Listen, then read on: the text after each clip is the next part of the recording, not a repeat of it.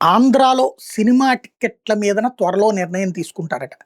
కందుల Durgesh cinematography, అలాగే సాంస్కృతిక వ్యవహారాల మంత్రి కూడా కాబట్టి, ఆయన తాజాగా చెప్తున్నటువంటిది ఒకటి, అమరావతి ఫెస్టివల్ వచ్చే నెలలో 8-10 తారీఖు దాకా నిర్వహించబోతున్నారు. సాంస్కృతిక కళల గురించి అందులో ఎగ్జిబిట్ చేయబోతున్నారట. దానికి సంబంధించి ఆవకాయ్ అని పేరు పెట్టారట. ఇది నంబర్ 1. నంబర్ 2 వచ్చేటప్పటికి నంది నాటకోత్సవాలు, అలాగే నంది అవార్డులు ఆంధ్రప్రదేశ్ ప్రభుత్వం ఇవ్వబోతోంది. వాస్తవంగా విభజిత రాష్ట్రంలో నంది అవార్డులు పక్కకెళ్ళిపోయినాయి. 2014-19 మధ్యలో చంద్రబాబు గారు ఇవ్వలేదు, అటు కేసీఆర్ ఇవ్వలేదు.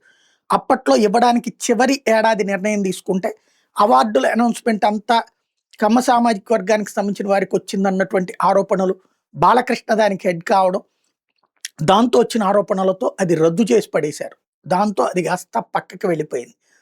తర్వాతన 2019-24 మధ్యలో 2-3 సార్లు అన్నారు కానీ జగను చొరవ తీసుకోలేదు, అప్పుడున్నటువంటి నాని చొరవ తీసుకోలేదు, అలాగా ఆగిపోయింది. రెండోసారి, మూడోసారి ఇప్పుడు వచ్చిన తర్వాత ఈలోపు అక్కడ కేసీఆర్ ప్లేస్లో రేవంత్ రెడ్డి వచ్చారు, ఇక్కడ జగన్ ప్లేస్లో చంద్రబాబు వచ్చారు. రేవంత్ రెడ్డి నంది అవార్డుల ప్లేస్లో గద్దర్ అవార్డులు అంటూ ఇచ్చుకుంటూ వచ్చారు.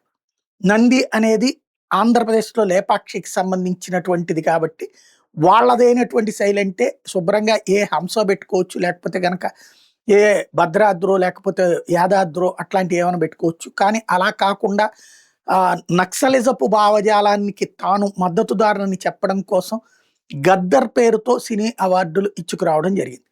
ఇప్పుడు అదే సందర్భంలో ఆంధ్రప్రదేశ్ నంది అవార్డులు ఇవ్వడానికి రెడీ అవుతోంది. ఉగాది నాటికి నంది అవార్డులు ఇవ్వడానికి సిద్ధమని ప్రకటించారు.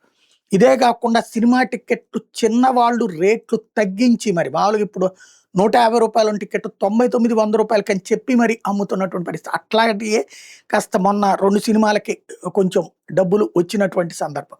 కాబట్టి సినిమా టికెట్లు పెంచాలా తగ్గించాలా అంటే ఓ రకంగా చెప్పాలంటే అగ్ర హీరోల సినిమాలకి పెంచుకోవడానికి అనుమతిస్తూ మిగతా సినిమాలకి తగ్గించడమే బెటర్ అన్నటువంటి చర్చ నడుస్తుంది. త్వరలో దాని మీద మీటింగ్ అయ్యి నిర్ణయం తీసుకుంటామంటున్నారు దుర్గేష్.